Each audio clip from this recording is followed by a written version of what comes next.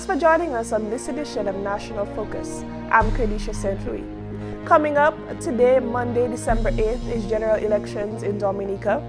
Dominica among the 10 best ethical destinations for 2015, and Ross University School of Medicine makes donation to the President Charities Foundation. Stay tuned for details of these and other stories after this.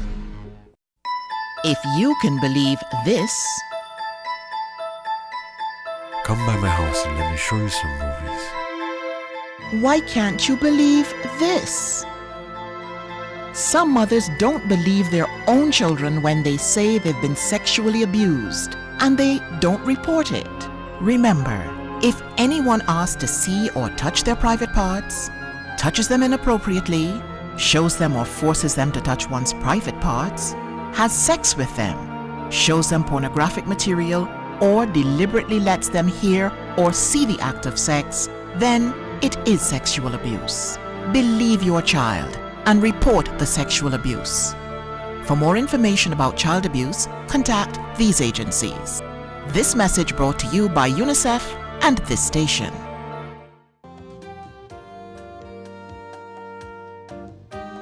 Let's have some fun, eh?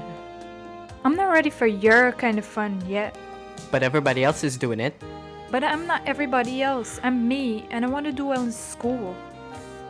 Well, you definitely get an A for attitude. I plan to get an A in life, and then I'll think of your kind of fun. So what am I to do in the meantime? You'll survive. Say no when you're not ready. Use condoms when you are. Thanks for staying with us. Monday, December 8th was election day in Dominica. Voters turned out in large numbers at polling stations across the island, which opened at 7 a.m. It brings to an end weeks of campaigning by the Dominica Labour Party and the United Workers' Party. Both political parties have told supporters their plans for the country's economic and social development.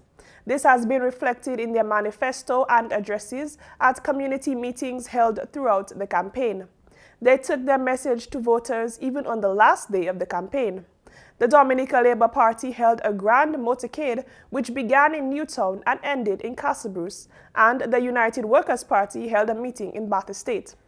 With the dust now settled on the campaign, it comes down to today, December 8th. And when the polls are closed and the ballots counted, voters will know who will represent them for the next 5 years. GIS News will bring you more details of the results of Monday's general elections in Tuesday's newscast. Dominica is for a second year in a row among the 10 best ethical destinations for 2015. The survey conducted by the Ethical Traveler organization also included Dominica on their list for 2014. Ethical Traveler conducts a survey of developing nations from Afghanistan to Zimbabwe to identify the world's best travel and tourism destinations. They begin their research by focusing on 3 general categories: environmental protection, social welfare, and human rights. For each of these categories, they look at information past and present so that they understand not only the current state of a country, but how it has changed over time. They then select the 10 that are doing the most impressive job of promoting human rights, preserving the environment, and supporting social welfare, all while creating a lively community-based tourism industry. Each country selected as a best ethical destination also offers the opportunity to experience unspoiled natural beauty and to interact with local people and cultures in a meaningful, mutually enriching way. Ambassador to the Commonwealth of Dominica to the United States of America, His Excellency Hubert John Charles, has been invited to receive Dominica's award during the official ceremony to be held at the Commonwealth Club of San Francisco on December 8th. Ethical Traveler was created in 2003 and is a non-profit organization funded to empower travelers to change the world. Dominica State College President Dr. Donald Peters has revealed that the DSC plans to partner with several prestigious universities to improve career technical education in Dominica. Peters provided insight on these initiatives during an exclusive interview with GIS News last week. The Secretary of Education of the United States, he was speaking to Harvard this year and told them about Harvard is a great school, but what are they doing to nation building? And what he was referring to is something that we've been calling in the last 4 years, 5 years, CTE, Career Technical Education.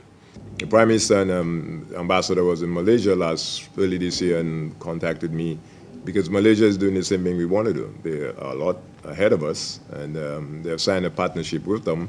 So we'll be working with other international universities on those particular areas. Some of the new programs under Career Technical Education that are soon to be underway at the DSC include fashion design and musical instrument repair. Peters noted that the instruments required have already been procured. We have instruments here. We have about 300 instruments already, but students will learn to repair sound instrument and drums and all of the other instruments associated with an orchestra. According to the DSC president, the institution prides itself in the seamless transition of credits earned from the college to other universities abroad. All our programs are designed within the international context. Most of them come from North America, yes, but there's a method to our madness. We do this because our students want to go to North America, want to work in Europe, and therefore the degrees we give them must be portable, must be accepted. He also reported that the Dominica State College is leading the way in expeditious implementation of new programs. We are ahead of others because we make things happen faster. If you want to introduce a course in Grenada, for instance, it will take a while. Here, we are short circuit. We go through council and we put it, because we have a program, we have a strategic plan that the board has given us, and so we can work within this. Peters says the DSC will be among the first to implement adventure tourism.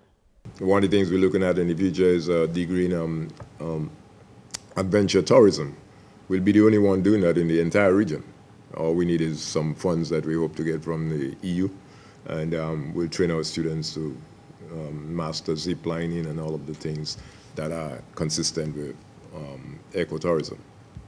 He noted that skills are a necessity for 2015 and beyond. We want to be ahead of most people. Our colleagues in the OECS are also looking at some of the things that we're doing, and they want to do that too, because it's not only Dominica, the Caribbean need people who have skills. I mean, if you have a degree in a BS in economics, what kind of skill do you have? But if you have a degree in agribusiness, you can go to the farmer and tell him, listen, give me your mangoes, I can produce juice for you, I can dry them and ship them for you. These are the things we want our students to be able to do. Of course, we'll still continue to teach liberal arts. It's the foundation of the college. People can still continue to be lawyers and doctors. But there are a lot of smart students who want to make a lot of money quickly, and we want to help those too. The President's Charities Foundation continues to reach out to the less fortunate. Last Thursday, Ross University presented a check of $5,000 to Antoine Rafoul, president of the President's Charities Foundation. On behalf of Ross University, Mr. Rafoul, we present this check to the President's Charity Foundation. We know that you are the president of that foundation, and we want to just say Ross University, again, is committed to this foundation and will continue to support it. So thank you on behalf of Ross University. Thank you very much. Thank you. This year, as in recent years, Ross University will co-sponsor the foundation's annual Children's Christmas Party. Your contribution this morning will go a long way in putting a lot of smile on the thing. On behalf of the foundation, I wish to thank you very much. Thanks to Ross University, and we look forward for your continued support. Thank you. The annual Children's Christmas Party will be held on the grounds of the State House on December 13th. This year's party will cater for 281 children living in the vicinity of Roseau. Last year, the party was held in Granby. The government of Dominica has been the financial backbone of the HIV response unit over the past few years. This is according to National AIDS Coordinator Nurse Julie Frampton, who indicated that several of the unit's initial donors have been withdrawing funding. Frampton was speaking at an outreach activity in Salisbury on World AIDS Day. Donors can't fund things forever, you know. We've been actually for the last, from 2010, when most of our donor funding was cut, we've been mostly funded by the government. The only thing the government does to fund is treatment.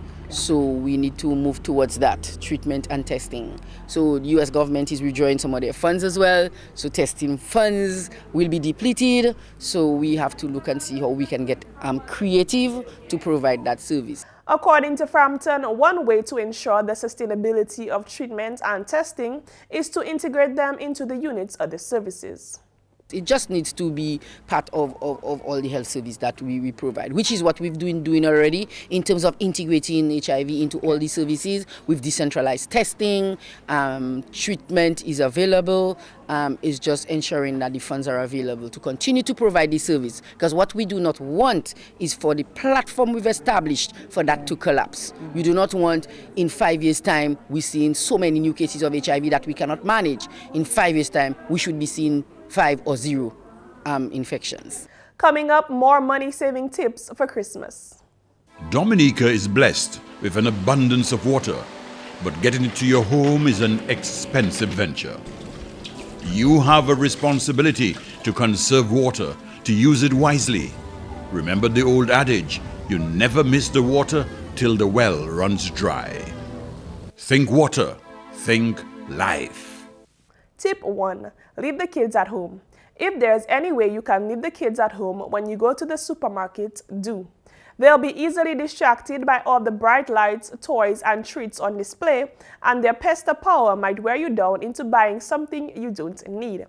Tip 2. Get people to bring things to parties if you're having a party or just a few friends come over. Ask everyone to bring a little something with them. Whether it's food or drink, it will help you to spread the cost, and your guests won't mind spending a few dollars each. And that's all for this edition of National Focus. We always welcome your suggestions and comments. Drop us an email at gis@dominica.gov.dm or visit our website news.gov.dm. Like our Facebook page, facebook.com/GIS News Dominica, and follow us on Twitter at GIS Dominica. You can also catch up on past National Focus newscasts on our GIS Dominica YouTube channel. From all of us here on the GIS News Production team, I'm Kerdisha. Thanks for watching.